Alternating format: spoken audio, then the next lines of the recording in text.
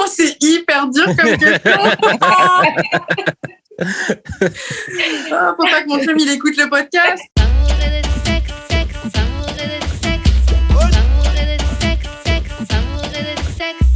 Donc, on est back d'amour et de sexe, Karen et ma main J.U.D. What up?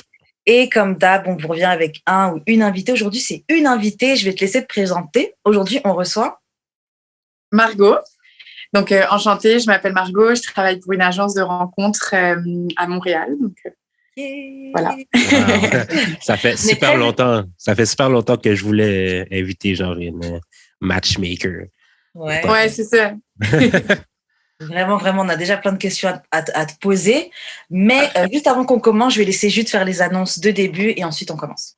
On a du merch à vendre sur le site d'Amour et de Sexe et vous pouvez donner des dons aussi. $1, $2, $3, 4, 5, 6, 7, 10 000 $. C'est ça. Tous les liens disponibles vont être sur le site d'amouretdesexe.com. Ça nous permettre de ramener Karen au pays. Yes. Ok, bon. Alors, on va commencer par question qu'on pose à tous nos invités, Margot, c'est comment on shoot son shot avec toi? Ce qui est très intéressant parce que justement, toi, tu es dans le matchmaking, mais comment on fait pour s'essayer avec... une matchmaker. Exactement. C'est difficile, hein, une fois qu'on fait ce travail-là, on est plus difficile, je pense. Je sais pas, juste être nice, être gentil, la gentillesse. Ok, bon, je prends la gentillesse. comme réponse. Hein. Exactement. Je prends la gentillesse, mais je me dis si quelqu'un qui te plaît pas physiquement, il vient vers toi très gentiment et te fait un très beau compliment, ça ira peut-être pas plus loin. Est-ce qu'il y a des fois on est venu t'aborder dans la rue et ça a fonctionné? Est-ce que tu peux nous dire c'est quoi l'élément Ah, s'il est drôle. Okay. S'il est vraiment le fun, qui vient, tu sais, ce qui me plaît vraiment pas physiquement, mais qu'il est vraiment le fun, puis qu'il a de l'audace, il y a peut-être une chance. Ok. Ok, on prend ça. L'humour, c'est toujours une bonne chose déjà pour détendre l'atmosphère. Là, l'humour, c'est une très bonne chose. Non, c'est clair. Ok, donc maintenant, Margot, on va passer au courrier du cœur. Donc, chaque semaine, on a un ou une auditrice qui nous raconte une petite situation et on donne un conseil. Cette semaine, c'est un update, donc d'une anonyme à qui on avait déjà donné nos conseils, mais nous met à jour un petit peu sur sa situation. Donc, je vais vous lire la situation, puis tu vas rebondir dessus. Donc, hola, update. Fly Joanne is back on the market. Donc, elle est de nouveau sur le marché. C'est Joanne, sa personne, c'était dans l'épisode avec Donnie. Donc, l'épisode avec le Donnie Show, c'était il y a quelques épisodes ago. Okay. Et la situation qu'il y avait, je sais plus exactement c'était quoi, mais je sais qu'on lui avait tout dit de quitter le garçon, enfin de passer. C'est qu'elle avait shoot son shot avec justement un gars, puis il avait commencé à se voir, mais le gars était comme pas down. Puis elle était vraiment comme extrême dans sa tentative de reconquérir le gars. Genre lui acheter les cartes cadeaux, lui offrir genre un ballon de basket et faire une playlist, des affaires comme ça. Là, on lui avait tous dit de laisser la faire, mais elle n'a pas laissé la faire. Fait qu'il y a eu un autre update après ça qui est finalement, ça a marché, ces trucs, puis elle était avec le gars. Mais là, finalement, ça, c'est l'autre suite. C'est ça, la suite de tout ça, c'est bon, on n'a pas réussi à tenir. En gros, on s'est séparés à mon anniversaire qui est le 2 juin. Il s'est arrangé pour rompre avec moi une semaine avant. On s'est revus ensuite et je lui ai dit, étant donné que tu agis comme une bite, donc comme un con, je veux juste ta dick à partir de maintenant. Je veux même plus de ton amitié. Je veux pas que tu aies à me manager, à me gérer. La seule chose que je veux que tu manages, c'est cette langue sur mon vagin. Est-ce que tu peux faire ça? Après, elle dit, indeed, he did. Donc, en gros, et il l'a fait. Je vais pas mentir, je sais pas si je retrouverai ce genre de sexe de qualité, ce genre de bon sexe encore dans ma vie, mais hey, il en vaut pas la peine. Je suis libre. Il a été un con, un connard, un faible. Donc, je comprends. Il faut que je laisse tomber avec ce gars. Il n'est pas pour moi. Ce qui m'amène à cette question. Pourquoi certains gars doivent agir comme des cons, comme des connards, particulièrement comme nous, femmes, on veut rien de plus qu'une conversation mature à propos de ce qu'on veut tous les deux ou ce qu'on ne veut pas. Bref, j'avais dit que j'allais vous donner un follow-up pour les courriers du podcast. Je ne sais pas si je devais le faire, mais je trouve ça juste drôle. Passez une bonne journée. Donc, Jude, en tant que seul représentant des hommes aujourd'hui, pourquoi vous devez agir comme des connards, comme des jerks, quand on veut juste une conversation? Si tu nous avais écoutés au début, t'aurais tout ça serait arrivé. Voilà. C'est aussi simple que ça. Moi, parce que tu dis que tu veux juste baiser, mais tu veux aussi des conversations. Finalement, tu veux pas juste baiser. Mais on lui avait dit déjà que c'était un petit peu, la relation est un petit peu bizarre. C'est dommage pour Margot, t'as pas tout l'historique. Mais c'était une situation qui paraissait déjà vouée à l'échec dès les débuts. Elle voulait faire des grands gestes, des choses comme ça. Ça me paraissait un petit peu trop tard. Et comme c'est lui. Pardon? J'allais dire, puis c'est lui qui doit lui courir après au début. C'est ça, je me dis. Elle, hein. Non, en tout cas, ça partait mal. Ça partait mal. Moi, je pense que Joanne, t'aurais pu t'éviter tout ça. Mais bon, des fois, on aime vivre les expériences et vivre dangereusement. Mais moi, j'ai une question pour Margot. Est-ce que des fois, tu as des clients ou clientes qui disent que genre, oh, moi, il me faut un gars qui est capable de me gérer, de me handle? Ah, tout le temps. Les femmes veulent pas gérer. Je pense que la plupart des femmes cherchent un leader. Mais c'est quoi qui rentre dans la définition de leader selon elle? Ben, un homme qui prend les initiatives.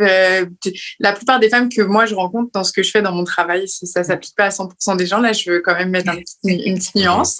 Mais elles cherchent un leader, donc un homme qui va prendre les décisions, qui va les inviter. Tu sais, dans les premières rencontres aussi, qui va charger de prendre la facture au restaurant. C'est pas nécessairement qu'elles veulent profiter, mais juste qu'elles veulent sentir qu'elles ont de l'importance pour lui, puis qu'il va tout faire pour les conquérir.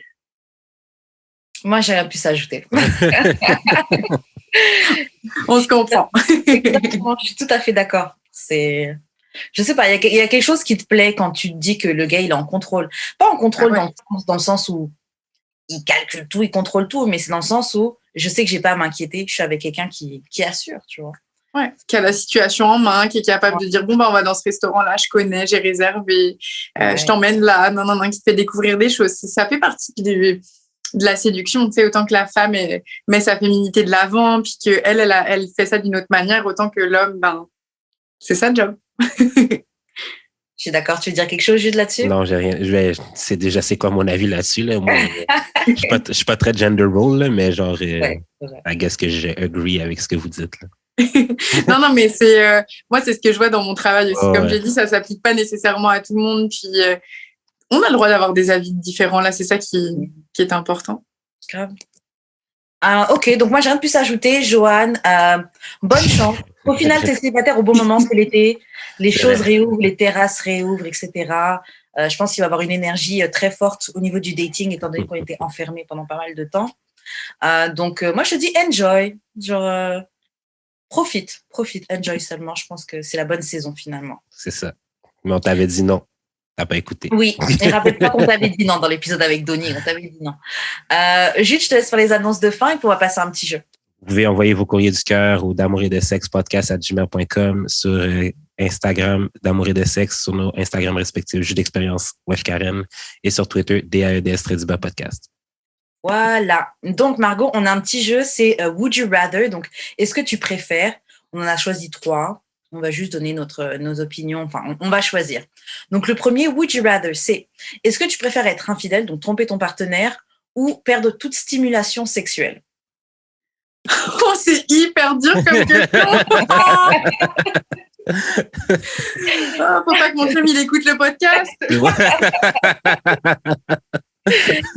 Et c'est particulier parce que Jude, t'es vraiment toi anti-tromperie. La fille a dit je vais tromper mon chum.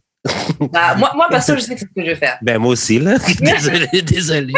Bon, ben, moi aussi, je me sens moins seule. Là. Bah oui, non, mais attends, il n'y a personne qui va perdre toute stimulation sexuelle pour ça. Je suis désolée, là, je m'expliquerai. Ben, c'est ça. Ça va vite, en vrai, tromper. Tu peux faire ça une fois. Oui, déjà, tu peux faire ça juste une fois. Ou sinon, penchant plein. Mais ce que je me disais, c'était que de toute façon, ton partenaire devrait comprendre. Lui aussi, c'est mon partenaire, et que je lui explique c'était quoi la situation, il devrait comprendre. Je pense que mon partenaire j'espère. me dit, vas-y, trompe-moi. Genre, je peux pas te laisser faire ça. De toute façon, on serait tous les deux malheureux après dans la relation. Je te trompe pas, mais une stimulation sexuelle. On serait malheureux par la suite. Si c'était ton partenaire, Karen. T'as dit quoi? Si c'était ton partenaire qui avait un mauvais sort comme ça, il fallait qu'il fasse un choix. T'accepterais ça facilement comme ça? Alors, en premier, j'allais dire, il va perdre toute stimulation sexuelle.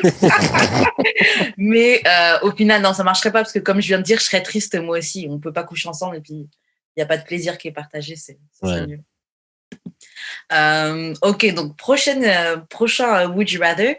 Est-ce que tu préfères date quelqu'un qui est connu ou date quelqu'un qui est powerful, donc quelqu'un qui a du pouvoir, qui a des connexions? Powerful. Yeah, moi aussi. Sans hésitation.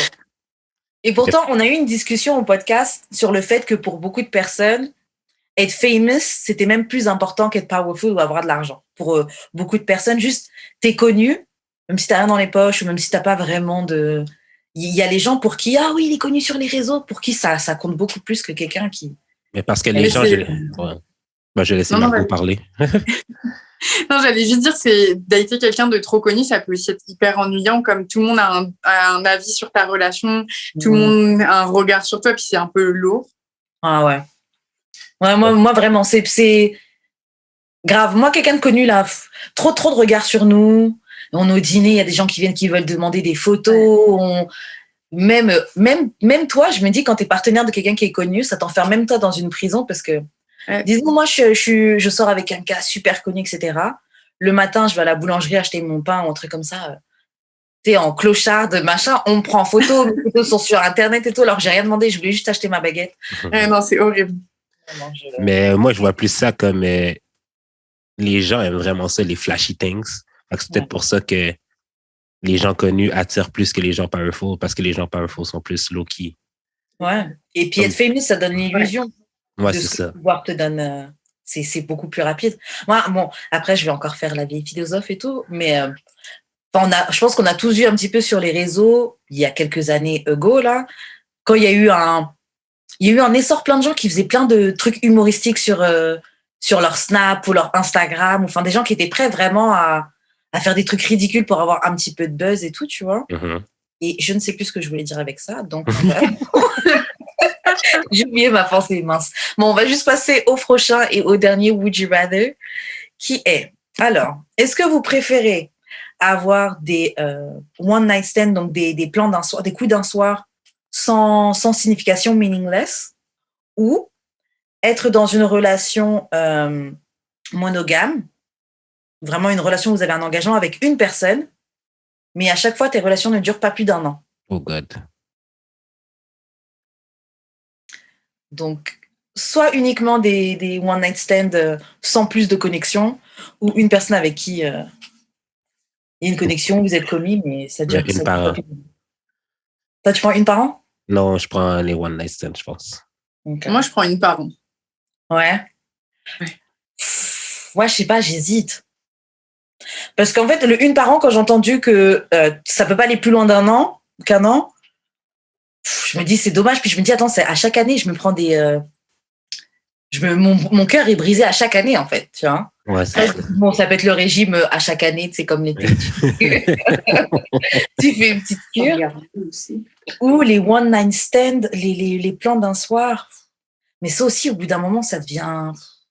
Mais c'est parce que aussi, je trouve que l'amour, tu sais, là, on parle pas vraiment d'amour, mais c'est plus intéressant quand ça se construit. Tu sais, c'est sûr qu'à chaque année, tu peux avoir le cœur brisé, mais au moins, tu as comme cette petite excitation, ces petites palpitations, alors que des one night stand, en vrai, c'est plate. Tu sais quoi, non, tu me convaincs mon avis.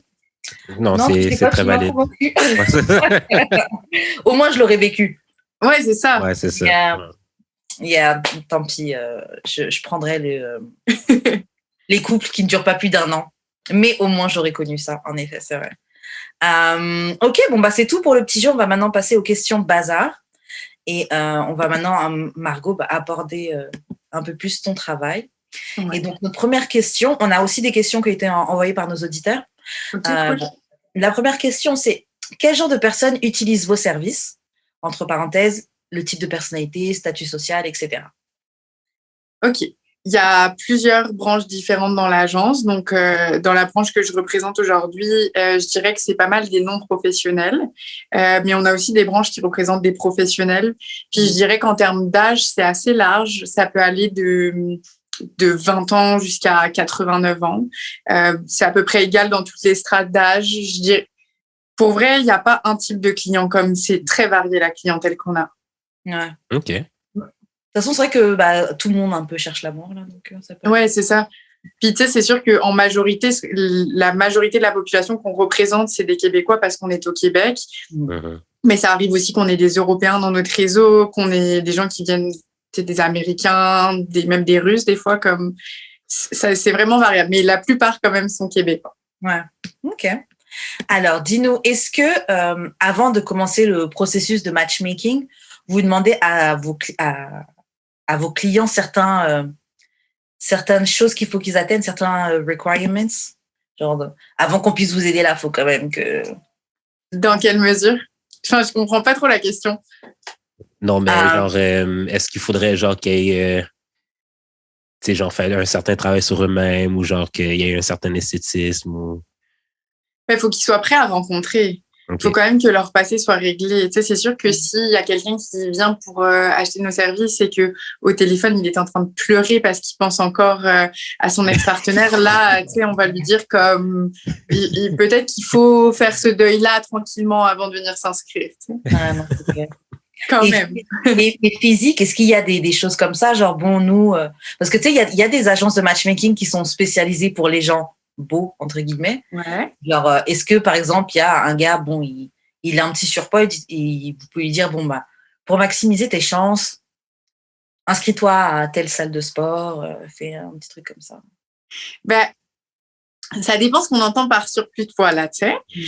Déjà, je vais commencer par répondre à la question de base. Nous, on représente tout type de clientèle. Je veux dire, il n'y a pas à l'entrée comme c'est pas parce que l'homme ou la femme a un surplus de poids qu'on refuse de le représenter. Par contre, ce qui est bien important de comprendre aussi, c'est que quand on a un surplus de poids, il faut être ouvert à rencontrer quelqu'un qui a un surplus de poids. Moi, ça m'arrive souvent de rencontrer des femmes ou des hommes avec un gros surplus de poids. Puis, j'ai pas peur de dire les vrais mots. Je vais même parler d'obésité parfois, qui est au-delà du surplus de poids. Tu sais, faut dire les vraies choses, c'est pas des gros mots. Et là, c'est sûr que si ces personnes-là me disent, moi, je souhaite rencontrer quelqu'un d'athlétique, oh, ok, on est sur des mandats très compliqués. Ouais. Ça, déjà là, genre. Mais ça arrive beaucoup plus qu'on ne le pense. Hein. Ouais, c'est sûr, c'est clair. Alors, ça, c'est la première chose. Et puis après, pour répondre à la salle de sport, nous, on a comme un partenariat avec une salle de sport qui s'appelle Jimmy's à Montréal. C'est un centre de conditionnement physique, mais pour les personnes de 50 ans et plus. Okay. Donc, quand on a des clients plus que 50 ans qui veulent se remettre en forme, gagner confiance en eux, on les redirige vers cette salle-là. Nous, on a un petit partenariat avec eux, comme ils ont une séance d'essai gratuite. Et puis, un rabais, je pense, de 15%. Faudrait que je regarde. Mais c'est ça. Puis ça, on le conseille, mais c'est plus par rapport à la confiance en soi. Après, c'est sûr que ça va aussi avec le fait de se remettre en forme. Mais nous, on force pas les clients à se remettre en forme. Ouais. Ok, c'est une très bonne chose, le partenariat. Ouais, c'est bien. Ouais, c'est une très bonne idée. Pour rester sur le physique, est-ce que, parce que vous avez dit que bon, ça arrive souvent des gens qui sont en surplus de poids ou en obésité qui demandent des gens qui sont athlétiques, est-ce que l'apparence physique, c'est le critère le plus important pour vos clients? Et c'est quoi les critères sinon qui sont le plus en demande? Ok. Alors, déjà, je vais commencer par répondre là et je réponds très honnêtement, autant avec mon chapeau professionnel que personnel. Les critères physiques, je pense pas que c'est important seulement pour nos clients. Je pense que c'est important pour tout le monde dans la vie en général. Je veux dire, est-ce que toi, par exemple, tu daterais quelqu'un que tu trouves pas attractif? Nope. Ok. Karen date des gars que moi, je trouve les... Ok, mais ça, c'est pas grave. Si elle est trop beau, tu sais. Ça, c'est correct.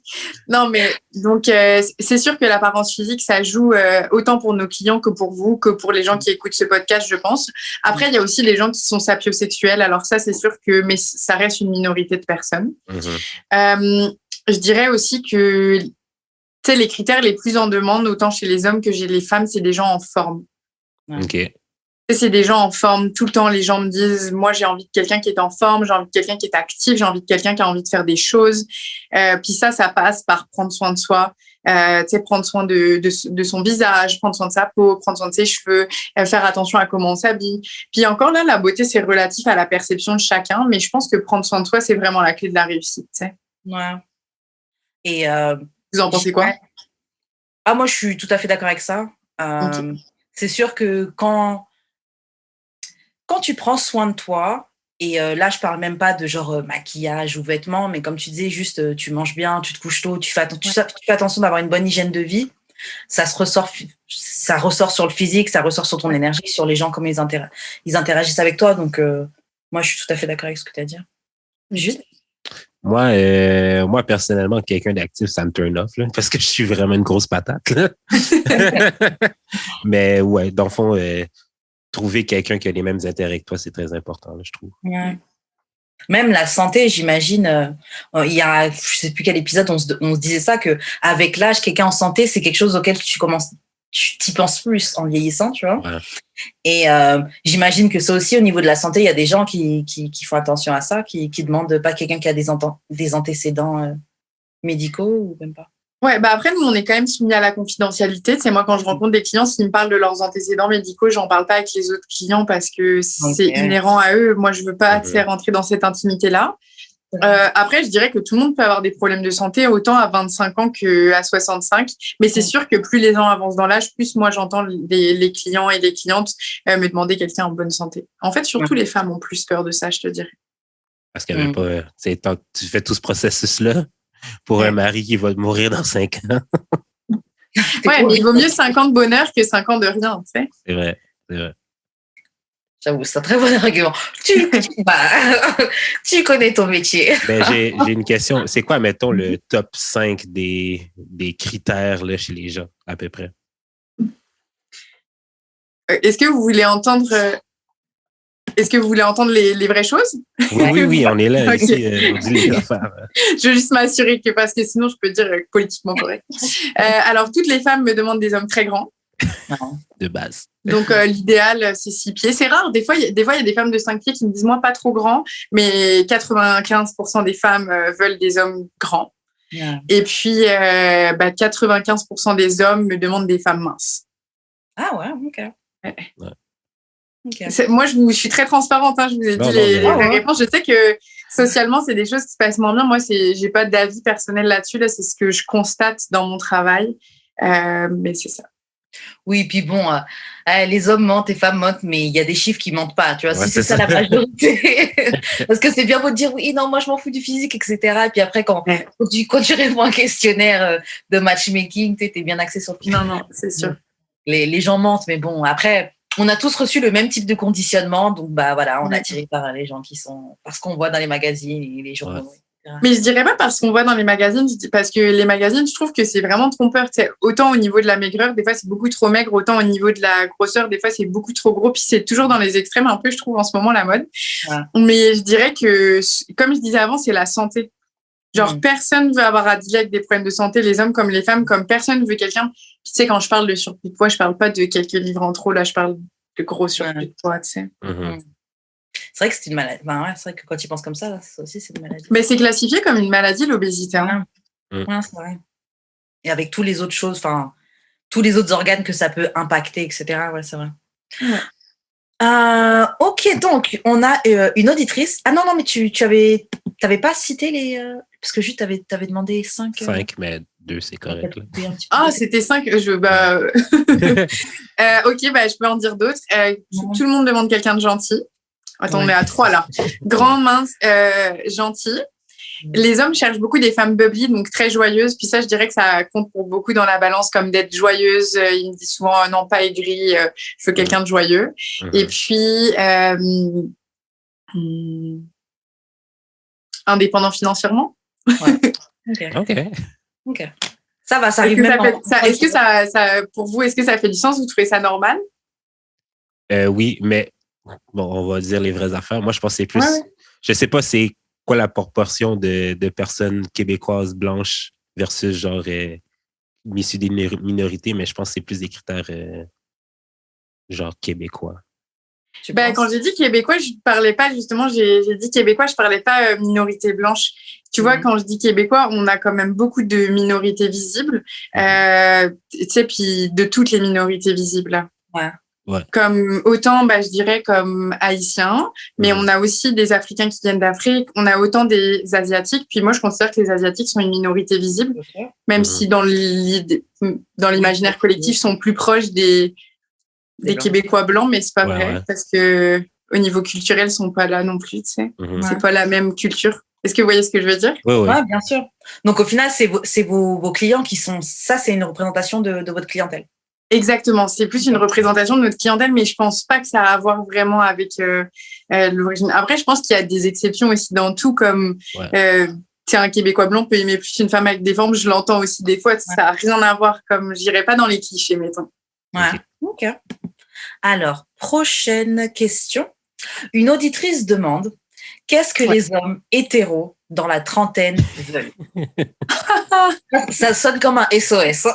Qu'est-ce qu'ils veulent? Merde! Ok. Bon, les hommes hétéros dans la trentaine, puis là encore, je fais une généralité. Vraiment, je veux pas comme... T'inquiète pas. Nos auditeurs avec nous, ils sont habitués. Ok, parfait, parce que je suis comme gênée, j'ai peur de dire des choses puis que ça soit comme mal interprété. On n'est pas woke ici, on n'est pas woke. Ouais, t'inquiète. Ok, parfait. On a la liberté d'expression, ça Exactement. me va. Les hommes dans la trentaine, moi, je trouve que c'est un problème d'ailleurs. J'ai l'impression que beaucoup d'hommes dans la trentaine, à cause d'Instagram, recherchent des femmes trop parfaites. Ok. Voilà. Ouais. Okay. Des femmes trop parfaites. Ouais, c'est pas de ma faute. Je sais pas comment expliquer ça mieux là, mais ils ont énormément de critères. Mais c'est pareil pour les femmes dans la trentaine. Hein. Je veux dire, là, on parle des hommes, mais c'est pareil pour les femmes. Les gens ont de plus en plus de critères, de plus en plus jeunes et de moins en moins d'ouverture d'esprit. Ouais, mais tu sais quoi? Je pense qu'en effet, c'est un effet des réseaux sociaux et de toutes les apps de rencontres. Bon, j'avais regardé des documentaires Arte, je sais plus c'était quel, mais ils avaient une petite série sur les apps de rencontres, etc. Okay. Et oui, en fait, il y a quelque chose qui se développe avec les applications comme Tinder, etc., où tu fais que swiper et t'es limite dans un jeu, en fait, t'es même tout dans un truc de séduction, etc. T'es dans un jeu, dans un automatisme, tu veux voir qu'est-ce qu'il y a derrière, en fait. Ouais. Donc, les gens sont tout le temps à la recherche de quelque chose. Mais ouais, en effet, je pense que ça, c'est les réseaux sociaux, les applications de rencontres. Mais c'est ça. Ouais. Moi, je pense que c'est parce qu'on a tellement de choix qu'on a genre du FOMO. Puis genre, tu sais, oui, je settle avec elle, mais genre, imagine-toi, il y a mieux ailleurs. Fait que genre, t'es comme tout le temps on the fence, puis t'es comme jamais sûr. Fait que t'as comme ta liste de ce qui est parfait, puis tu veux jamais déroger. Ouais. C'est ça, I don't know. Même si j'ai une liste, là, mais bref. Oui, d'ailleurs, on va aborder ta liste. Okay. Est-ce que tu l'as en main, là? Non. Non? Parce que, bon, tu vas quand même nous dire, est-ce que c'est une bonne chose? Parce que mon co-animateur, Jude, a une liste. Donc, il a vraiment... C'est quoi, c'est un fichier PDF? C'est un Word, là. J'ai peur, c'est quoi? Il a un fichier Word où, dedans, il a listé ses critères et ce qu'il recherche chez une femme. T'as un système à points aussi, non? Ouais, je laisse expliquer. Okay. J'ai quand même une liste avec genre peut-être 100 quelques critères. Là. Puis, genre, j'ai classifié par genre, j'ai classifié là, comme mettons intelligence, spiritualité, personnalité, vie future, whatever. Puis, j'ai un système de points parce qu'il y a des critères qui sont plus importants que d'autres. Fait que selon ton système de points, selon le point que tu as, tu vas arriver dans telle catégorie, puis je sais exactement comment je feel par rapport à toi. Ok, c'est trop intense. Ouais. C'est trop intense. Pourquoi tu as fait ça? J'avais fait ça il y a comme 10 ans. Mais non, genre 8 ans, parce que j'étais avec une fille que j'aimais comme juste correct, là. Fait qu'après elle, je me suis dit, tu sais quoi, man, je vais juste sortir avec des filles que je suis 100% sûr. Ouais, mais ça marche pas du tout comme ça. Ben, clairement, ça marche pas, je suis encore célibataire. Ouais, c'est ça. C'est peut-être que si tu l'aimais, c'est beaucoup d'une question de ressenti et tout. C'est sûr qu'il y a certains critères comme les valeurs, le mode de vie. Ça, il faut que ça soit aligné. Tu sais, je veux dire, les valeurs, c'est super important. Pour vrai, les valeurs, même pour si tu veux avoir des enfants et tout, c'est important que ce soit aligné avec ta partenaire. Le mode de vie aussi, tu sais. Mais tout le reste, ça prend le bord. Si tu rencontres une fille qui a les valeurs, le mode de vie et qu'en plus de ça, tu as une chimie pour elle, genre vraiment, tu la désires, que tu as envie de passer du temps avec elle, tous tes critères, ton PDF, il va aller au feu. Non, mais ben, la plupart de mes critères, c'est des critères de valeur et tout. En vérité, là. Ah, mais 100, c'est énorme. Oui, mais vaut mieux être vraiment précis, comme ça, si t'as 80%, ben tant mieux, que genre avoir les 3 critères de base, genre gentil, beau, puis genre actif, puis genre trop de gens rentrent dedans, puis le diable est dans les détails. Fait que, ah non, ses pieds sont pas cute. Mais comme moi, je suis conscient que j'aime pas les pieds pas cute. Fait que je vais pas juste Ouais. me dire ça. Vas-y, Margot. Mais tu te mets beaucoup de barrières à toi-même aussi, hein, Mais en faisant ça. Pour vrai, j'ai pas de misère à trouver des personnes qui matchent, mettons, les critères superflus-ish. C'est vraiment dans les valeurs comme on dirait, là, comme depuis que j'ai 30 ans, là, ça fait 1 an et demi, il y a 1 an, j'ai vraiment de la misère à, mettons, trouver quelqu'un qui veut des enfants. Ça, on dirait que genre, c'est les filles qui matchent le reste des critères, mais ils veulent absolument pas d'enfants. Je trouve ça vraiment bizarre. Ouais. Okay. Mais je pense que tous tes critères que tu considères superflus, justement, tu devrais les laisser aller et aller avec les critères qui sont les plus importants pour toi et en fonction de ces critères-là, voir. Mais déjà, tu devrais plus y aller avec le flow en général, c'est comme quand tu rencontres quelqu'un, voir comment tu te sens avec la personne et après 4-5 dates, tu vois si elle match tes critères principaux. Mais les critères superflus, ça devrait pas être, pas être les aussi critères important. superflus sont pas des deal breakers. Okay. Comme ça, mettons, tu sais, j'ai marqué quelqu'un qui fume pas, mais si quelqu'un fume, pour moi, ça dérange pas. Okay. C'est pour ça aussi, j'ai un système de points. Puis genre, mettons, 3 étoiles, c'est genre vraiment des deal breakers. Mais j'en ai pas beaucoup, là, en tout cas.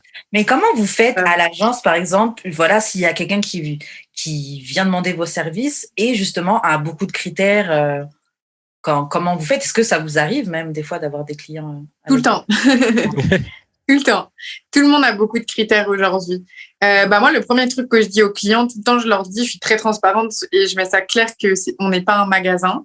Ouais. Alors, c'est sûr que c'est comme, je peux pas accéder si la personne a 100 critères, impossible que ça remplisse tous les critères.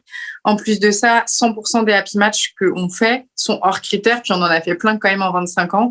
Et ça, je peux vous assurer, ça me fait tellement rire de le dire, que 100% des happy match qu'on a fait sont hors critères. C'est impossible que ça soit quelqu'un qui fit dans les critères, ouais. Parce que la chimie, c'est quelque chose d'impalpable. La chimie, c'est quelque chose qui est en dehors des critères. Puis c'est beau d'avoir une liste puis de se dire, oh, ça va être mieux pour fitter. Mais tu sais, je reprends l'exemple de Jules, là. Tu sais, si tu veux des enfants, ok, fine. Bon, tu veux des enfants, trouve 3-4 valeurs importantes. Puis si elle veut des enfants qui cadrent avec tes valeurs, qu'elle a le même mode de vie que toi et qu'en plus tu la trouves cute, puis tu as envie d'être avec elle, oublie tout le reste et profite. Ouais. C'est la vie est trop courte. Il y a personne qui est parfait sur la terre. Il y a personne qui correspond parfaitement à ce qu'on recherche. Et faire une liste, ça ne veut pas dire mieux se connaître. Ça veut juste dire mieux savoir ce qu'on recherche. Mais c'est pas parce qu'on sait mieux ce qu'on recherche que ça va nous rendre heureux. Donc là, faut faire une décision aussi, tu sais. Est-ce que tu veux trouver quelqu'un de parfait qui correspond, ou est-ce que tu veux être heureux et profiter de ta vie? C'est ça. C'est vrai que, en tout cas, moi, dans mon cas, bien souvent, j'ai rencontré des gars que, genre, sur papier, ça matchait, mais c'est vrai qu'il y a ce petit truc et t'essayes, mais ça vient pas, et tu sais que ça vient pas. Comme tu dis, la chimie, là, c'est quelque chose que tu contrôles pas. C'est ça, puis les critères aussi, il faut que ça fitte des deux côtés, tu sais. Ouais, non, c'est ça. Ouais, c'est ça surtout. Mais tu dirais que c'est plus facile de travailler avec quelqu'un qui a pas beaucoup de critères spécifiques ou des clients qui en ont? Pour le travail, je dirais que c'est à peu près pareil les deux, parce que ça dépend parce qu'il y a les critères et aussi ce qu'ils ont à offrir. C'est parce que moi, si tu veux, j'ai un regard objectif. Parce que dans mon travail, c'est de regarder les gens et de dire, OK, cette personne-là veut ça, est-ce qu'elle est capable d'offrir la même chose? Je rentrerai pas plus dans les détails parce que c'est trop tabou pour le monde d'aujourd'hui. Non, parce que nous, on en a parlé, mais bon, nous, on a un peu pire parce que moi, c'est un gars qui fait des vidéos sur Internet. Kevin Samuel. Ouais, Kevin Samuel. Et ce gars-là, en fait, on avait toute une discussion sur le podcast parce qu'il y avait une fille qui disait qu'elle voulait un gars avec un salaire à 6 chiffres, etc., etc. Et le gars lui dit, OK, tu veux un gars à salaire à 6 chiffres, qui est grand, etc., etc. Qui est noir. Et il disait à la fille, tu te donnerais combien? Bon, moi, c'est là que j'avais des petits problèmes parce que, bon, le fait de se noter, etc., mais et voilà, bon, la fille s'est notée un 4. Et donc, il disait, tu peux pas vouloir quelqu'un à 6 chiffres qui est grand, etc. Et toi-même, c'est même pas moi, c'est toi-même, tu te dis que tu es un 4. Donc, bon, moi, cette conversation me choque pas, mais c'est vrai que bon, des fois, les nerfs sont tendus. Mais c'est bien beau d'avoir des critères, mais bon, est-ce que tu joues dans la même cour? Faut être honnête sur ça. Exactement, tu sais. Mais quand il y a ça, comment vous faites pour le dire justement si vous avez un client qui est genre oui, bon bah, un ou une cliente qui a des attentes, mais bon, c'est pas. Bah, on y va toujours en douceur quand même, tu sais, c'est important, il y a une partie service client, donc moi je rentre pas directement dans les gens en leur disant d'emblée c'est ce que je pense. Regarde-toi. Ouais, non, c'est ça. Mais c'est sûr que je leur dis au fur et à mesure du processus tranquillement. Et au bout d'un moment aussi, ils s'en rendent compte tout seuls parce que si la personne arrive à une très, très, très grande liste de critères, je lui dis au moment où on fait le portfolio, je lui dis, écoute, tu as énormément de critères, ça peut être très long avant qu'il y ait un match et je lui explique pourquoi en fonction des différents cas. Mais je dis elle, mais c'est lui aussi. Hein. J'utilise juste un pronom, mais c'est pour homme ou femme, là, c'est pour les deux. Et donc, je lui explique ça. Si elle est prête à attendre extrêmement longtemps, c'est des mandats qu'on peut faire, on ne prend pas de mandats qu'on ne peut pas faire. Donc, à partir de ce moment-là, c'est ça. Mais tu sais, si elle m'appelle au bout de 3 semaines en me disant pourquoi j'ai pas de match, je suis pressée, c'est l'été, j'ai envie de profiter. Moi, je vais lui dire, écoute, il y a certains critères. Tu sais, je te donne un exemple de critère là, 6 pieds minimum. Je veux rencontrer un homme de 6 pieds minimum. Ok, ça, c'est un critère difficile. Ouais. Ça, c'est difficile. Parce que la moyenne, c'est 5 pieds 8. Ouais, c'est ça. Ouais, parce que tu peux rencontrer quelqu'un qui pourrait lui correspondre sur d'autres points. Mais si la taille, ça marche pas, bah, elle a dit non, donc tu dois le canceller alors que les gars, il a peut-être 2 cm de moins. Enfin, genre, ouais, ça n'a pas rapport. Non, faut pas être rigide sur ces critères. Tu veux dire quelque chose, Jude? Non, je suis d'accord. Ok, on va passer à la prochaine question qui est comment savoir si on est prêt à rencontrer quelqu'un? Ah, mais je pense qu'on le sait pas. Je pense qu'on sait quand on est prêt. Ouf, c'est une question, j'ai eu comme trois idées qui me sont venues dans la tête en même temps, j'arrivais plus à formuler ma phrase. Non, je dirais qu'on le sait pas vraiment. Tu sais, il y a des moments où on sent qu'il y a des moments où à l'intérieur de soi, on sent qu'on est prêt à rencontrer quelqu'un. Ça, j'ai aucun moyen de l'expliquer. C'est propre à chacun de nous. C'est quelque chose de personnel.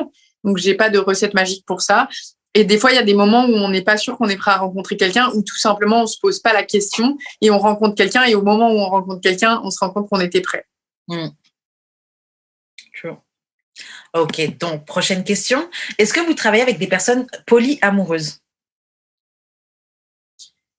Pas dans des branches. En fait, non. Non. Ok. Et j'avoue, j'avais pas pensé, mais c'est vrai que des personnes polyamoureuses aussi pourraient avoir besoin des services de matchmaker. J'avais jamais pensé à ça. Ouais. Mais c'est vrai que c'est possible aussi. Je suis en train d'analyser, je suis en train de penser en même temps à ce que ça impliquerait, tu vois. Donnez-nous notre 15% quand vous allez partir de cette agence-là, s'il vous plaît. Non,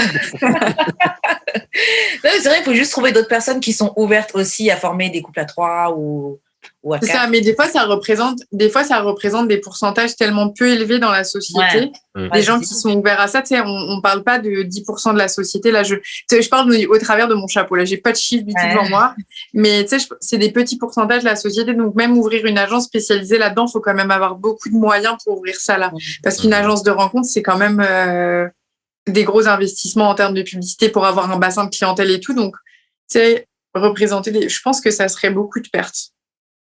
Okay. Ouais. En termes business. Hein. Mm-hmm. Et est-ce que vous matchez, est-ce que vous travaillez avec des personnes de la communauté LGBTQ? Oui, on a 2 branches de l'agence. Okay, cool. Une branche entre hommes, une branche entre femmes.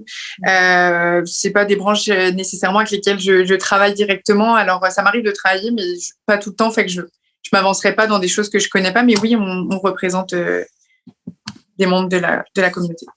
Ok, bon, cette question, je ne sais pas si tu pourras y répondre, c'est toujours en rapport avec cette question-là. Okay. Mais étant donné que ce n'est pas toi qui gères cette branche-là, mais peut-être que tu as entendu des choses dans les couloirs, etc. Est-ce que tu vois des différences dans l'approche de ces clients face au matchmaking? Est-ce que les gens qui sont dans cette branche-là, est-ce que tu sais s'ils ont différents questionnaires ou des choses comme ça? Il y a des choses que je sais. Je sais que, par exemple, pour les hommes gays, je ne sais pas si on peut dire ça. Hein oui, on peut dire ça. Ok. Je suis quand même trop prudente, hein, c'est fou, parce que vraiment, j'entends tellement de choses à la radio que je me dis, il faut pas que je dise un mot de travers, je vais me faire haïr alors que j'essaie juste comme de bonne foi, en tout cas. Non, t'inquiète. Je sais que les rôles, au niveau de la sexualité, les rôles sexuels chez les hommes gays, c'est beaucoup plus important et ça, on le prend en compte au niveau du portfolio. Ok. Ce qu'on fait pas nécessairement avec les personnes hétérosexuelles parce que, puis je donne des exemples, mais quelqu'un qui aurait des préférences un peu intenses dans la chambre à coucher, chez les hétéros, on le prend pas en compte parce que je considère que c'est quelque chose qui se construit avec le partenaire. Par contre, chez les hommes homosexuels, si t'es actif, t'es actif. Puis deux actifs ensemble, ça fonctionne pas. Non, true, c'est vrai. C'est vrai. Voilà. En tout cas, mon shout pour nos auditeurs, si vous cherchez quelqu'un, vous avez l'agence qui est disponible, qui travaille pour vous. Est-ce que vous avez déjà fait un match que vous avez regretté? Et si oui, pourquoi? Jamais. Ah non, oui, ça m'est déjà arrivé. Ah, ok. Oui, ça m'est déjà arrivé. C'est des matchs qui étaient des bons matchs, mais j'ai regretté de les avoir faits parce que des fois, les clients m'ont rappelé et n'étaient pas contents du match et ont été très méchants avec moi. Et là, j'ai regretté d'avoir fait le match. Mais le match était un bon match. C'est juste une question d'ouverture d'esprit. OK. Ouais. Mais dans le fond, moi, j'ai écrit cette question-là parce que, je l'ai mis dans le plan parce que, tu sais, mettons, je sais pas si vous faites des background checks sur les gens et tout, mais tu sais, mettons, si la personne a, OK. Si la personne a un passé de violence conjugale, tapping, j'imagine que... Non, on représenterait pas. C'est ça. Ouais. Okay. J'avoue, c'est une bonne question, hein. J'avais pas pensé à ça. C'est super important. Là, nous, on fait des background checks au niveau, justement, comme tu dis, de tout ce qui pour si les gens sont coupables ou non coupables, tu sais, comme on a accès à ça. Puis, on fait aussi des recherches sur nos clients. Là, c'est super important. On veut savoir avec qui on travaille parce que c'est bien de se décrire, mais nous, on veut savoir aussi à qui on a affaire. Ouais, c'est clair. Et tu nous as déjà dit que tu étais en couple, mais est-ce que toi ou peut-être une collègue, est-ce que vous avez déjà eu envie de garder un client pour vous-même? Non. Non? OK. Déjà, je vais être transparente, même si ça arrive qu'on trouve des clients beaux, je veux dire, là, c'est très humain. Là, même quand je me balade dans la rue, c'est comme pareil pour mes collègues.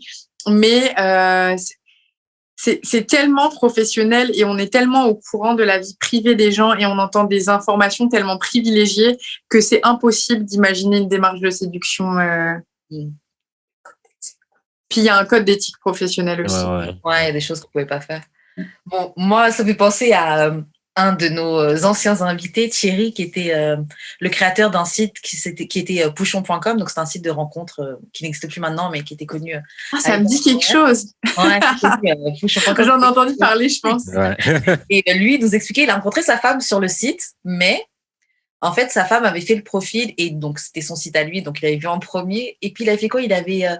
Il lui avait emmené un message directement dans sa messagerie ou un truc comme ça. Il lui avait changé son hâte. Enfin, genre des trucs un peu creepy quand même, tu vois. Mais non. Aujourd'hui, ils ont 3 enfants. Ouais, c'est ça. Ouais, c'est ça. Ils sont mariés, ils ont 3 enfants, donc tout va bien. Mais c'est vrai qu'on se dit, c'est un petit peu creepy. Non, c'est clair.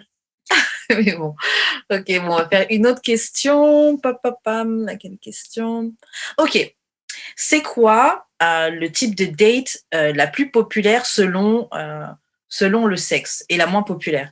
Juste, j'aurais peut-être besoin que tu m'aides sur celle-ci parce que je suis pas sûre d'avoir. Ça, mettons, c'est quoi la première date qui intéresse plus les hommes, la première date qui intéresse plus les femmes? Genre, un gars, il préfère t'emmener au resto et une fille préfère aller au parc, genre, c'est ça? Genre. Je dirais que les hommes et femmes, c'est la même préférence. Je dirais que c'est restaurant ou verre de vin en terrasse. Ça, c'est gagnant. C'est ce que les gens préfèrent faire. Je dirais que la moins préférée, c'est la marche. Ouais. Après le Covid, les gens ne veulent plus prendre des marches dehors. C'est fini. J'avoue qu'après presque 2 ans dehors. Ouais, c'est ça. Ah non. T'as eu ta dose. Toi, Jude, à ton avis, toi, t'aurais mis quoi en date préféré? Parc. Ben ça, moi, c'est ma préférée. Ben, j'ai plus l'impression qu'on peut se concentrer sur l'essentiel.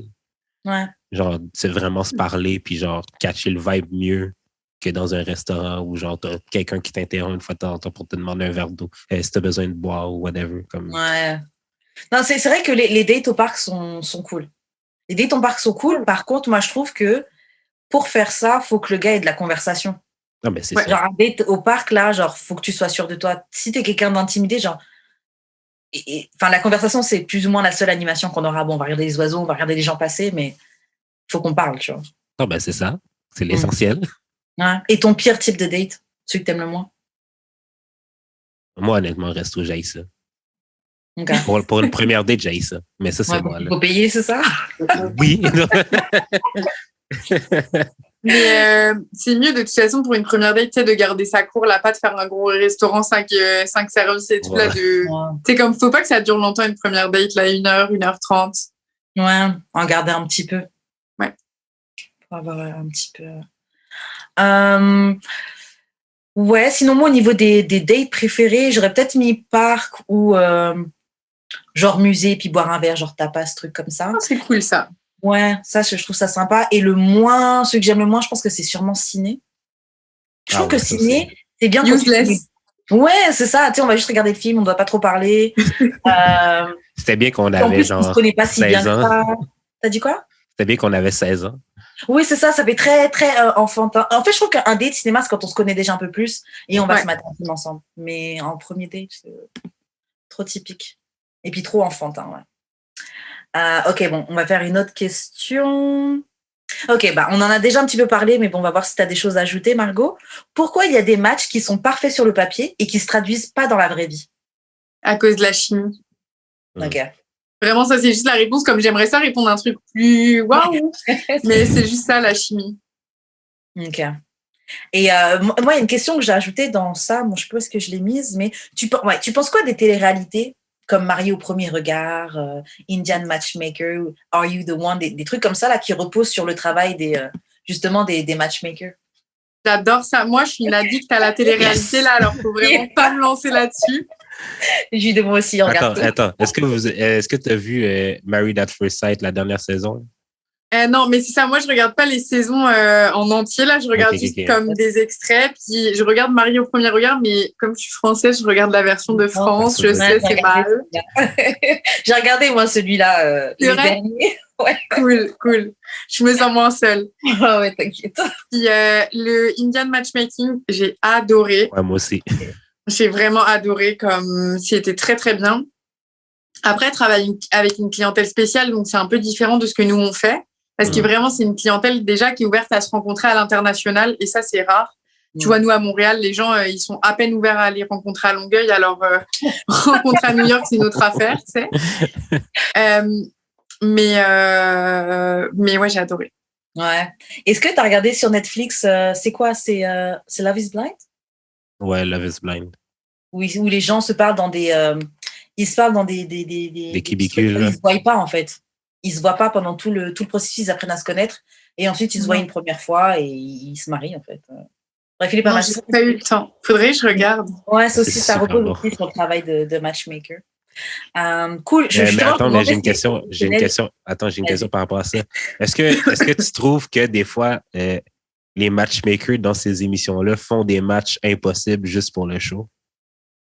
Ou en tant que professionnel, tu es comme, je pourrais voir pourquoi ça fonctionne, mais il n'y a pas de chimie, justement.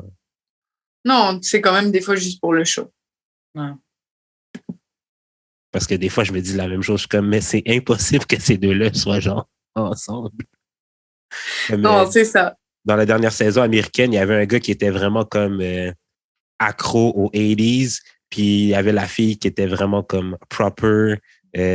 C'était genre la dame d'honneur dans tous les mariages, mais comme vraiment comme traditionnel. Puis je me demande vraiment c'est quoi qu'ils ont vu sur papier pour dire qu'on va matcher les deux, parce que la fille voulait même pas que le gars lui donne un câlin, genre.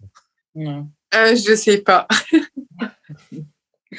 Tout à l'heure, on parlait des attentes et on disait oui, les gens qui peuvent pas y répondre, mais est-ce que on sait qu'il y a des gens, ils ont des attentes et ils sont pas vraiment dans la même catégorie. Mais est-ce que tu as des exemples d'attentes irréalisables que des clients ont déjà demandé?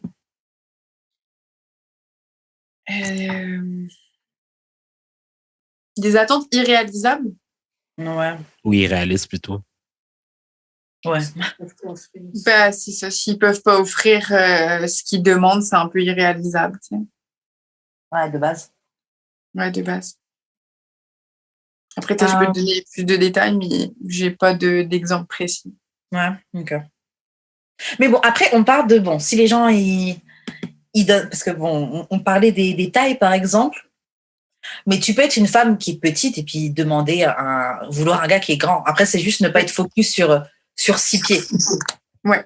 C'est plus ça le truc, mais genre. Mais il faut que le gars qui est grand soit ouvert à rencontrer une femme de 5 pieds aussi. Ouais. Là, moi, je rencontre beaucoup d'hommes grands qui ont une préférence pour des femmes 5 pieds 6 et plus. Hein. Ouais. Parce que déjà, ils trouvent ça plus élégant, comme ils trouvent que ça matche mieux avec eux. Tu sais, c'est comme, c'est ça. Faut que, tu sais, si elle veut rencontrer quelqu'un de 6 pieds, faut que lui soit ouvert à rencontrer une femme de 5 pieds aussi. Sure. C'est souvent ça, là, c'est d'un côté et de l'autre.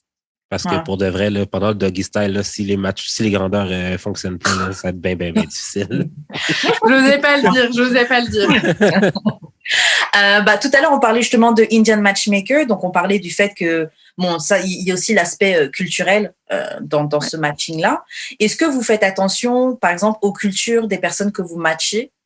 Ou c'est seulement super important. Personne le demande? Non, c'est super important. D'accord.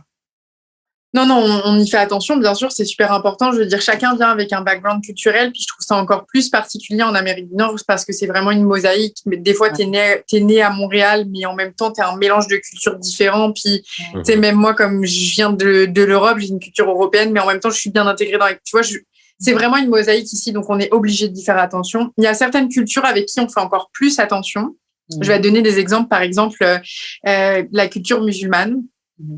C'est sûr qu'on fait attention parce que tu sais si l'homme est musulman et qu'il est pratiquant, parce qu'il y a aussi non pratiquant, ça c'est une autre affaire. Mais tu sais s'il est musulman pratiquant et qu'il boit pas d'alcool, il fait le Ramadan, il mange pas de porc, je peux pas lui présenter une femme qui tous les samedis soirs va faire la fête dans des clubs avec ses copines, tu sais, parce que c'est pas ça qu'il cherche. Ouais, ça fait du sens. Mais ça c'est juste un exemple parmi tant d'autres là. Mais vous en pensez quoi? La culture, est-ce que c'est important dans les matchs? C'est hyper important. Ah ouais. Je suis d'accord. C'est peut-être mon critère numéro 1, peut-être. Mais ça va avec les valeurs. Genre, il faut que ça aussi, il peut y avoir aussi l'ouverture d'esprit des fois parce que ça arrive qu'on fasse des matchs avec des gens qui culturellement viennent pas de la même culture ou qui culturellement n'ont pas nécessairement des points d'accroche, mais les deux sont très ouverts d'esprit et les deux ont vraiment envie d'apprendre à connaître de nouvelles cultures, sont vraiment curieux. Ça peut faire des très bons matchs aussi. Hein. Bien sûr. Donc, complètement. Est-ce qu'il y a des types de personnalités ou de personnes qui sont impossibles à matcher? Ah ouais. Ah ouais. Les gens exigeants, c'est impossible à matcher. Ah ouais. Les gens pas ouverts d'esprit, hyper exigeants, ça fonctionne pas. Ça fonctionne pas parce que l'amour, puis là je parle un peu en mode idéaliste, mais l'amour, le bonheur, le couple, c'est des choses pour lesquelles il faut être ouvert d'esprit. Si on n'a pas d'ouverture d'esprit, si la manière dont on voit c'est ça et qu'on veut pas sortir de ça, ça marche pas, ça marchera jamais. Qu'on passe par une agence de rencontre ou qu'on recherche par soi-même, je veux dire, ça marchera pas. C'est naturel. Ouais. Ok, on arrive bientôt à la fin. Ok, est-ce qu'il y a des clients qui sont réticents aux conseils que vous leur donnez et comment vous réagissez quand ça arrive? Ça peut arriver qu'il y ait des clients réticents. Je pense que la plupart sont quand même très ouverts au coaching. Quand ça arrive, moi, je le prends vraiment pas mal. Je leur dis que c'est correct. Ils ont le droit de pas être à l'écoute. En fait, même avant même de leur proposer du coaching, on leur explique tout le temps que c'est pour eux et que s'ils ne veulent pas l'entendre, ils ne sont pas obligés de l'entendre. On va vraiment s'adapter à ce qu'ils veulent. C'est ça. Mais ça doit être particulier quand même de conseiller un client par rapport à quelque chose que vous voyez qui va pas fonctionner. Le client vous remercie pour votre conseil, mais vous dit clairement qu'il va pas le prendre. Il rentre dans le mur et puis après, il peut revenir se plaindre contre vous parce que oui, ça marche pas, mais en même temps... tout le temps. Tout le temps, ça arrive. Il faut faire du yoga, des exercices de respiration. Tu sais, je vais te donner un exemple. Par exemple, puis je garde ça très confidentiel, là, mais je te donne des petits exemples épars. Ouais. Mais une cliente qui, sur toutes les rencontres qu'elle fait, est très négative. Puis moi, j'ai le feedback des deux côtés. Hein. J'entends l'homme, mais j'entends aussi ce que la femme a à me dire. J'entends les deux. Donc, j'ai une idée d'ensemble de la situation. Tu sais, je vois les deux côtés de la médaille. Si elle me dit je suis très positive, je comprends pas pourquoi ça marche pas, toutes les hommes que vous me présentez, ça a pas d'allure, ça fonctionne pas, mais que les hommes de l'autre côté, ils me disent bah écoutez, quand je la rencontre, elle est pas positive, tout le temps de mauvaise humeur, jamais tu sais, ouverte d'esprit et tout ça. Après je lui dis ça, et quand je lui dis, elle me dit non, c'est pas vrai. Moi, je peux pas la forcer à savoir, mais après, elle se plaint et ben, je lui dis, mais je te l'ai dit, le feedback que les hommes nous ont donné sur toi. Mais est-ce que vous updatez, genre, selon les feedbacks des hommes sur le profil de la femme? Genre? Bah oui. OK. Tu sais, quand on représente un profil et qu'on a 4 fois le même feedback sur la personne, qu'on essaye de la coacher pour que ça se passe mieux, mais que la personne ne veut rien entendre, moi, ça empêche des présentations parce que si j'ai quelqu'un qui est top dans l'agence, que moi, je considère comme top parce que je l'ai rencontré, je trouve qu'il y a vraiment une belle personnalité et tout ça, mais j'ai que du mauvais feedback sur la femme, le pourcentage de chances qu'elle le rencontre, c'est pas très gros. Hein. Ouais. Puis c'est pas mon opinion personnelle, tu sais, c'est juste que si j'entends que des mauvaises choses, je veux pas que le client que j'ai rencontré, qu'on apprécie, puis sur lequel on a du bon feedback, il soit vexé que je lui présente une femme comme ça. Bah ouais, parce que c'est vrai, tu me présentes, moi qui suis un bon élément, tu me présentes à quelqu'un qui est aigri et tout. En vrai, je vais même pas en vouloir entre grosses guillemets à la personne qui est aigrie, etc. Je me dis, mais l'agence, pourquoi? Genre, c'est ça qu'elle voit, l'agence, en moi? Ouais, exactement. Ah, non, j'avoue que je le prendrais mal. Mais est-ce que généralement, étant donné que vous avez les feedbacks des deux personnes, je trouve que ça, c'est très intéressant, cette position. Est-ce que généralement, les gens sont sur la même longueur d'onde quand ils vous donnent le feedback? Est-ce que de manière générale, quand une femme, elle... Ah ouais, hein, ils sont pas... C'est détaché, le même. Ouais. Ben, souvent, les gens, il y a quand même beaucoup de gens qui veulent se revoir pour une seconde date. Là, on va partir positif. Il y a quand même beaucoup de gens, les matchs, on les fait pas dans un chapeau et on tire les prénoms. Ouais. Là. Donc, souvent, les gens veulent quand même se revoir. Mais je dirais que la perception est différente d'un côté et de l'autre. Souvent, celui qui a le plus parlé pendant la date a l'impression que la date s'est bien passée et l'autre non. Voilà. Parce que souvent, celui qui parle, les gens aiment parler. Les gens aiment parler d'eux, les gens aiment parler, dire des choses sur eux. Alors, quand ils parlent d'eux, ils se sentent bien. Du coup, ils se disent, oh, cette date est vraiment super. Et l'autre personne se dit, ah, mais il m'a posé aucune question sur moi, il n'a fait que parler de lui ou d'elle, c'est en tout cas. Non, ça arrive des deux côtés. Mais ça, c'est parce que les gens essaient plus de se vendre que d'essayer d'apprendre à connaître l'autre personne, justement. Ouais, c'est ça. Moi, en date, là, je laisse la personne parler plus que moi je parle. Parce que j'ai pas besoin de parler de moi. Si tu veux en savoir, pose-moi des questions. C'est ça. Toi, tu lui poses des questions sur elle. Elle te pose des questions sur toi. C'est une conversation. Yeah. Mais j'avoue que moi, des fois, en date, en tout cas, quand j'apprends à connaître quelqu'un, des fois, je vais pas automatiquement poser le « et toi ». Je vais peut-être poser d'autres questions. Il va me poser une question, je vais répondre.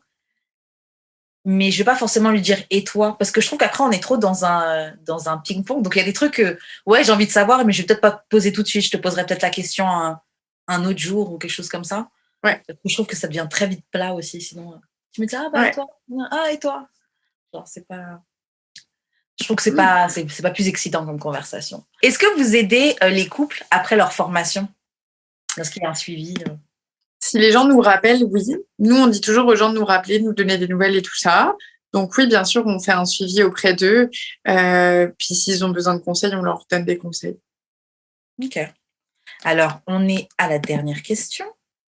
Oui, la dernière question. Est-ce que... Non, voilà. C'est quoi le type de match qui a le plus grand success rate? Les couples où les personnes sont deux opposés ou ceux qui ont beaucoup de points communs? J'ai pas de réponse à cette question-là, les deux. Ouais. J'ai vraiment pas de réponse à cette question-là parce que ça peut être les deux. Comme j'ai pas de success rate ni sur l'un ni sur l'autre, il y a des gens qui recherchent des gens qui leur ressemblent et il y a des gens qui vont être mieux avec quelqu'un de complémentaire. Dans les deux cas, ça fonctionne. Ça dépend Enfin, je sais que c'est plate, hein, je suis désolée que ce soit moins fun. Dire ça marche mieux, j'ai la recette magique pour ça et c'est ça. Mais non, j'ai pas la recette magique, les deux, ça marche. Voilà. Mais tant mieux, ça donne de l'espoir pour nos auditeurs. Et puis après, Jude et moi, on est un peu comme ça. Moi, je suis du genre à chercher quelqu'un de différent et toi, tu es du genre à chercher quelqu'un qui est un peu comme toi. Ouais. Ça illustre bien. Voilà. Okay, j'ai une dernière question, mais peut-être que c'est non, là, la réponse. Là. Est-ce que des fois, je sais pas à quel point le marché est compétitif à Montréal, mais est-ce que des fois, comme entre agences, vous parlez pour genre vous donner genre des clients? Si, admettons, vous avez épuisé toutes les possibilités pour une cliente, est-ce que des fois, vous vous appelez genre l'agence à côté, disait hey, j'ai peut-être quelqu'un qui serait. Non? Pas à l'intérieur de Montréal, mais à l'extérieur, oui. Des agences à Toronto ou à Ottawa, ou des agences dans le Canada. Okay. Des fois, même aux États-Unis, ça peut arriver, ça dépend des mandats. Ok, donc c'est cool. Donc disons que si on a une auditrice qui, en écoutant ce podcast, elle se dit bon, ok, j'en ai marre d'être seule, j'ai rencontré des gens, elle vous contacte, elle fait appel à vos services, etc. Elle aura pas elle peut très bien rencontrer quelqu'un qui est aux États-Unis ou quelqu'un qui est à Toronto. C'est possible que vous fassiez ces connexions-là. Oui, après, ça dépend aussi de ce qu'elle recherche. Si elle nous dit, moi, j'aimerais rencontrer quelqu'un à Toronto, c'est des mandats plus chers parce que c'est de la recherche externe. Nous, c'est beaucoup plus de travail pour nous. Il faut qu'on se mette en contact avec d'autres matchmakers. Faire un match, c'est beaucoup plus long parce qu'il y a beaucoup de back and forth avec l'autre matchmaker. Puis des fois, ça prend du temps à répondre aux courriels. Il y a un service client à faire des deux côtés. Fait que oui, ça peut arriver, mais c'est des mandats plus dispendieux. Ok. Bon, bah, si tes poches sont assez profondes pour trouver l'amour, ça vaut le coup. C'est un investissement. Mais c'est ça n'a pas de prix. Exactement. J'avais checké les prix vite, là, j'étais comme, oh, je pense que je vais continuer à aller sur Tinder gratuitement. Et en tout cas, il faut que tu fasses un investissement sur ton amour, sur ton bonheur, Jude. Tu peux vendre ce synthé, ce piano dans ton studio. Ok, c'est pas mal ça. Je trouve que c'était très instructif, très intéressant. Margot, est-ce que tu veux répéter une dernière fois, c'est quoi le nom de l'agence que tu représentes? Où est-ce qu'on peut vous contacter? Peut-être sur Instagram, peut-être que vous avez une page Instagram ou un site internet. Et c'est ça. Oui, alors aujourd'hui, je représente l'agence Lunch and Love. Donc comme Lunch and Love, une branche de l'agence Intermezzo. Et puis, pour nous contacter, si vous tapez Lunch and Love sur Google, vous aurez directement la page qui ressort. Il n'y a pas de Instagram pour cette branche. Okay. Et donc, Jude, comment on fait pour entrer en contact avec toi? Mais slider dans mes DM, je suis pas sur l'agence, mais je recherche activement. J'ai de l'expérience sur toutes les plateformes. Ça fait longtemps que j'ai pas de Twitch, mais je devrais faire ça bientôt. Mon loop pack est out, puis c'est pas mal ça. Et toi, Karen? Moi, vous me rejoignez sur Instagram @weshkaren, YouTube @weshkaren. Et c'est pas mal ça. On vous laisse avec les annonces. Donc, shout-out à choc.ca pour la diffusion. Jude, je te laisse continuer. Et écoutez-nous sur YouTube. Laissez des pouces en l'air, laissez des commentaires, abonnez-vous. Spotify, Apple Podcast, laissez des 5 étoiles et des commentaires. Puis c'est pas mal ça. Tout le reste des liens vont être sur d'amouridesexe.com. C'est ça, on se retrouve la semaine prochaine pour un autre épisode de D'amour et de sexe. Bye! Bye!